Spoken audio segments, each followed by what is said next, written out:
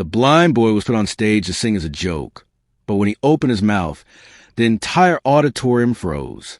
The Roosevelt Elementary Hall had never been so silent. 12-year-old Marcus Williams stood at the center of the stage, gripping the microphone that had been purposely set too high for him. For 100 pairs of eyes were locked on him, though he couldn't see a single one. "Come on, Marcus. Rap something," shouted Tyler Brooks in the third row, earning snickers from his friends. "I bet you know all the street songs." Up front, Principal Johnson sat stiffly beside the school board, her tight smile betraying her real thoughts about this special act. Only 3 days earlier, Marcus had been unexpectedly invited to join the school talent show. Tyler and his friends had overheard him singing alone behind the basketball court and decided it would be hilarious to put the blind kid in the spotlight. "Imagine how funny it'll be when he embarrasses himself in front of everyone," Tyler whispered to Madison Chun, the student council president. But Marcus wasn't just another 12-year-old boy trying to get through school while being different. Born with glaucoma that took his sighted age for, he had learned to hear more than words. He could sense the truth behind every laugh, every fake kindness, every whispered plan. When Madison had approached him days earlier with her overly sweet invitation, Marcus knew instantly it was a trap. The nervous edge in her voice, her shallow breathing, and the hidden giggles coming from where Tyler stood told him everything. Yet instead of refusing, Marcus calmly accepted. "It would be an honor," he had said, his voice so steady that Madison froze for a moment. "I have a special song I'd like to share." Now, standing in the glaring spotlight, Marcus straightened his posture. His fingers adjusted the microphone with practiced ease, as if he had rehearsed this very moment again and again. A faint smile tugged at the corner of his lips, a smile of someone holding back a powerful secret. At the back of the hall, his grandmother Dolores fidgeted in her seat. She was the only one who knew Marcus's true gift, the only one who understood what would happen when her grandson began to sing. 3 generations of gospel singers ran through their family, and Marcus had inherited both the voice and the wisdom to use it at just the right time. "Quiet down, everyone," Madison called into a spare microphone, pretending to restore order. "Let's give Marcus a chance." The deliberate pause before giving him a chance drew more laughter from students who caught the mocking tone. Tyler leaned toward his friends. $5 as he cries before he gets a single note out. What Tyler didn't realize was that Marcus came from a family where music wasn't just entertainment. It was survival. His mother, Sarah, had been a church singer before complications at birth left Marcus blind. In his early years of struggle, music became his way of connecting to the world. By age 6, Marcus could recognize people by their breathing. At 8, he could hear when someone was lying. By 10, he could memorize any song after hearing it once, and even improve it with his own twists. "What's the hold-up, Marcus? Forgot the words already?" someone in the crowd shouted. Principal Johnson sighed, checking her watch, her patience running thin. She had only agreed to Marcus's performance because Madison insisted it was good for inclusion. Deep down, Johnson knew this wasn't about inclusion. It was about making him a spectacle. Marcus took a slow breath, recalling his grandmother's words from the night before. "They think your blindness makes you weak. They don't know it's your greatest strength. Tomorrow, you'll show them something they'll never forget." And Marcus had prepared. In just 3 days, he had studied everyone who would be sitting in that auditorium. He knew the names of the board members. He knew which parents had recently lost their jobs, which kids were hiding behind fake smiles, even which teachers were under quiet pressure. He knew Tyler's arrogance came from a desperate need to impress a father who demanded perfection.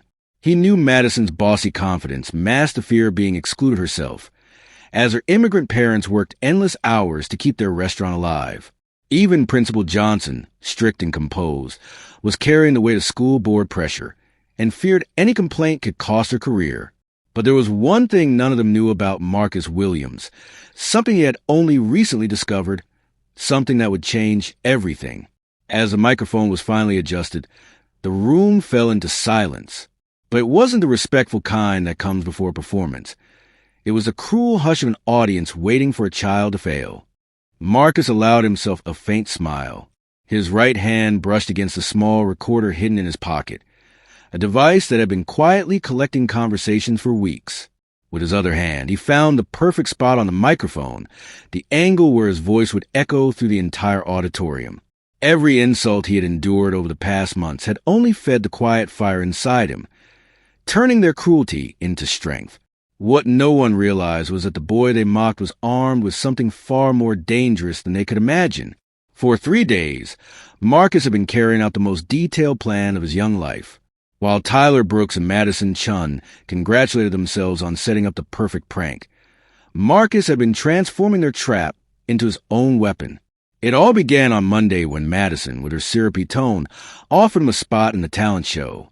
Instead of refusing, Marcus leaned in, pretending to be curious.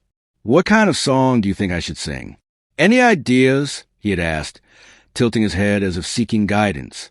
Madison fell right into it. "Oh, something authentic. Maybe something that reflects your culture." Her words, dripping with hidden prejudice, were safely captured on Marcus's recorder. What began as a tool his grandmother gave him for protection had now become the centerpiece of his strategy. Over the next 3 days, Marcus conducted what could only be called an intelligence mission.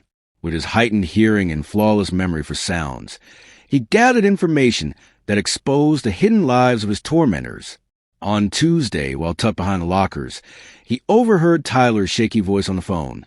"Dad, I promise I'll get into the academy. I know you spent money on lessons." The tears in Tyler's voice revealed a boy crushed by a father who saw only failure in him. Madison, too, carried secrets she would never share. Marcus learned she had forged participation certificates to impress colleges and used family favors to secure false recommendations. Worse still, she had spread rumors to sabotage other Asian students.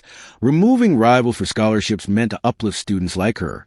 But Wednesday's discovery was the most brutal. Marcus overheard Madison and Tyler plotting not only to humiliate him, but also to film it for social media. "Imagine how many likes we'll get with a blind kid embarrassing himself," Tyler had sneered. Even Madison hesitated at that. "Isn't that a little too far?" she asked weakly. "Relax, it's just a joke," Tyler replied. Every word, every chuckle, every pause, carefully saved with timestamps on Marcus's recorder. That evening, Marcus sat in his grandmother's warm little kitchen and laid everything out for her. Dolores, at 72, had lived long enough to recognize injustice when she saw it. She carefully sorted through the evidence, her wise eyes steady. "My grandson," she told him, "you've been given more than just a voice. You've been given the gift of truly seeing people, and that's rarer than sight." Then Dolores shared something Marcus hadn't known. She herself had been quietly documenting cases of discrimination at the school for years. "There's one thing you need to understand about Principal Johnson," she whispered. "She's already under investigation for misusing funds meant for inclusion programs. One more scandal, especially a public one, and she could lose her job." Marcus absorbed this detail like a strategist, adding the final piece to the puzzle. Principal Johnson wasn't just an indifferent spectator. She was part of the problem. And now, she had just as much to lose as the bullies who mocked him. On Thursday, Marcus made his boldest move yet. During lunch, using the library phone, he called 3 local media outlets, 1 TV station, and 2 community blogs. His message was simple: something important is about to happen at Roosevelt Elementary's talent show. You want to see it. He didn't mention bullying. He didn't mention prejudice. He just set the stage. That day, Tyler tripped him in the hallway, sending his books into a puddle. "Careful where you walk, Marcus," Tyler said loudly, pretending to care but glowing with pride. Marcus stayed silent, calculating. Each insult, each shove, each false smile was just more fuel for the fire. Madison whispered her own poison at lunch. "I just hope he doesn't embarrass himself too badly." Sometimes special kids don't realize they're being included out of pity. Again recorded. Now, standing under the bright lights, Marcus's fingers brushed the recorder in his pocket. 3 days of damning evidence. Every word preserved. Tyler had no clue his own voice was about to be heard by hundreds. Madison, fussing with her papers, had no idea her lies would soon reach the authorities. Principal Johnson, checking her watch in boredom, Didn't realize members of the local press were already seated in the back rows, waiting. But there was something even Marcus hadn't expected. An energy building in the room. Something bigger than revenge, bigger than him. The air itself seemed to tremble with anticipation. Marcus straightened, his expression calm, his voice clear as it echoed through the hall. "Before I sing," he began, "there's something I'd like to share with you all." In the third row, Tyler shifted uncomfortably. That wasn't part of his plan. "In the past 3 days since I was so kindly invited to this show," Marcus said, lingering on the word with quiet irony, "I've learned a lot about how some people see students like me." With that, Marcus pulled a recorder from his pocket and raised it for everyone to see. Luckily, I have an excellent memory for voices. I also make a habit of recording conversations that stand out. Madison Chen's face went pale. Tyler Brooks tried to jump from his seat, but his friends forced him back down. Running now would only prove his guilt.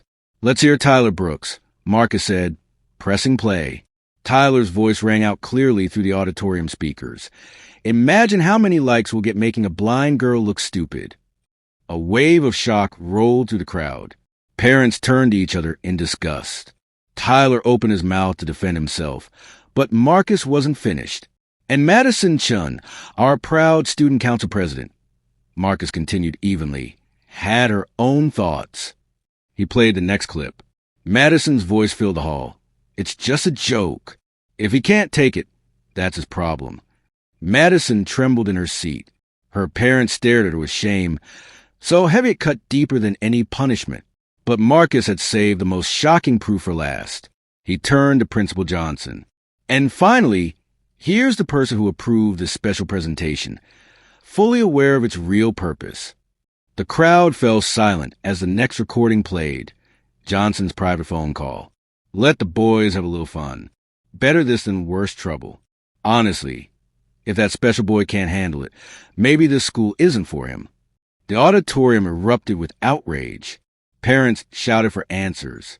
Reporters scribbled notes furiously. "Wait," Marcus said, lifting his hand. "I'm not finished." He connected his recorder to the school's sound system. His voice boomed across the room. "Tyler, you once said I should know all the ghetto songs. Well, here's what I've learned." Then Marcus began to sing Amazing Grace. But it wasn't the version anyone expected. His performance was a breathtaking jazz rendition, smooth, powerful, and technically perfect. His voice soared with skill equal to professional singers. Every note revealed years of hidden training. The audience was spellbound. When he finished, silence filled the room, until a single clap began, followed by another. Within moments, the entire auditorium stood in thunderous applause, cheering Marcus for over 5 minutes. Tyler Brooks broke down crying, not from embarrassment, but from guilt over the cruelty he had shown. Madison hid her face, realizing she had crossed a line she could never undo. Principal Johnson slumped in her seat, pale and defeated. But Marcus still wasn't done. "Principal Johnson," he declared, his voice carrying a weight that silenced even the adults, "these recordings have already been sent to the superintendent, the PDA, and the media outlets sitting here tonight." The principal tried to stand, but her legs gave out. She knew her career had ended. "And that's not all," Marcus continued. "I also have documents showing that funds meant for inclusion programs were misused for office renovations and staff bonuses." Gasps filled the room. This wasn't just about bullying anymore, it was corruption. School board members whispered urgently among themselves. Marcus calmly set the microphone back. "The tragedy isn't that they tried to humiliate me. It's that they refused to celebrate real talent because of their own prejudice." As he walked toward the exit, Marcus turned back one last time. "To every student who's ever felt different or unwanted, your voice matters. Your talent is real. Don't let anyone tell you otherwise." The applause was deafening. Parents rushed forward to meet him. Reporters crowded in for interviews. Meanwhile, Tyler, Madison, and Principal Johnson sat frozen, crushed by the fallout of underestimating the wrong student. And none of them could have guessed. This was only the beginning. Marcus's evidence would not just end careers. It would spark an investigation into systemic discrimination across the district. 6 months later, Marcus Williams was in the city's top recording studio. completing his first album. The same hands Tyler once mocked now created music that touched thousands. The investigation spread quickly. Principal Johnson lost her job, faced charges of discrimination and mismanagement, and her denials only made things worse as more recordings from students surfaced. Tyler Brooks became a national symbol of bullying and privilege when Marcus's performance went viral. Colleges withdrew their offers. His father, humiliated, left the military early. Tyler was forced into therapy, finally facing the harm he had caused. Madison was exposed for cheating and forging letters. Her dream of college was gone. Her family's restaurant was boycotted until they had to sell and leave town. But Marcus wasn't driven by revenge. His evidence created real change: anti-discrimination policies, mandatory staff training, and anonymous reporting systems to protect students. His story inspired documentaries, academic research, and even new laws. Though every major music school offered him scholarships, Marcus chose a university that valued diversity and justice. At Roosevelt Elementary's graduation, renamed the Dolores Williams School in honor of his grandmother, Marcus returned as keynote speaker. 6 months ago, he told the audience, some of you tried to silence me. Today, my voice is heard worldwide. What mattered wasn't what happened to me, but what I did with it. Empty seats marked the absence of his old enemies. Tyler in a rehab clinic, Madison in court, and Johnson unemployed, facing trial. Marcus ended with words that swept social media. They thought I was weak. They learned I was unbreakable. True strength isn't never falling. It's using every fall to rise higher. His music career flourished, but he also started a foundation giving free instruments and lessons to underprivileged kids. His debut single, Unsilenced Voice, funded music programs in 50 schools. Marcus proved the greatest revenge isn't crushing enemies. It's building something greater, making their attempts to destroy you meaningless. Today, in sold-out arenas, Marcus dedicates a song to every Tyler, Madison, and Johnson who tried to silence people like him. Thank you for proving us stronger than you ever imagined.